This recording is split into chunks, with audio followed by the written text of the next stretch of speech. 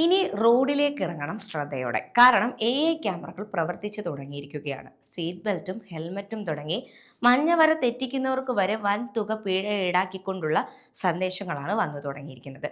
7 ദിവസത്തിനകം പിഴ ഒടുക്കിയില്ലെങ്കിൽ കോടതിക്ക് കൈമാറും എന്ന അറിയിപ്പും ഈ സന്ദേശത്തിനൊപ്പമുണ്ട്. കെൽട്രോണിന് നൽകാനുള്ള തുക സർക്കാർ കൈമാറിയതോടെയാണ് വീണ്ടും ക്യാമറകൾ പ്രവർത്തിക്കാനും ഗതാഗത ലംഘനങ്ങൾ കണ്ടെത്താനും തുടങ്ങിയത്. ഇടക്കാലത്ത് സാങ്കേതിക പ്രശ്നങ്ങളും മറ്റും കാരണം ക്യാമറകൾ വഴിയുള്ള പിഴ മന്ദഗതിയിലായിരുന്നു.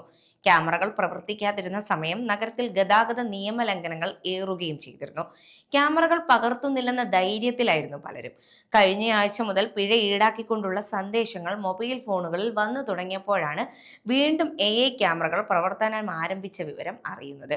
SMS ആയി ലഭിക്കുന്ന ലിങ്കിൽ കയറി ചെല്ലാൻ നമ്പർ ടൈപ്പ് ചെയ്താൽ ഓൺലൈനായി തന്നെ പിഴ അടയ്ക്കാനും സാധിക്കും.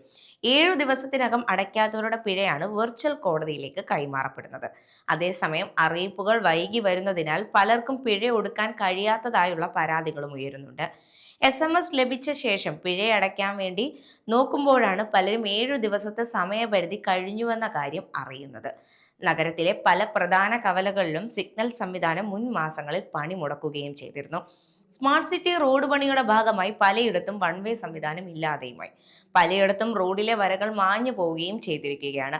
റോഡിലെ ഇത്തരത്തിലുള്ള സൗകര്യങ്ങൾ മെച്ചപ്പെടുത്താതെ ക്യാമറകൾ പ്രവർത്തിപ്പിച്ച് അനാവശ്യ പിഴകൾ ഈടാക്കുകയാണെന്ന് യാത്രക്കാർ പരാതിപ്പെടുന്നു. മഞ്ഞലൈ തെളിഞ്ഞിരിക്കെ വാഹനം മുന്നോട്ടെടുത്തതിനും സീബ്ര ലൈനിൽ കയറ്റി നിർത്തിയതിനുമൊക്കെ 3000 രൂപ പിഴ ഈടാക്കിയതായിട്ട് പലരും പരാതികൾ ഉന്നയിക്കുന്നുണ്ട്.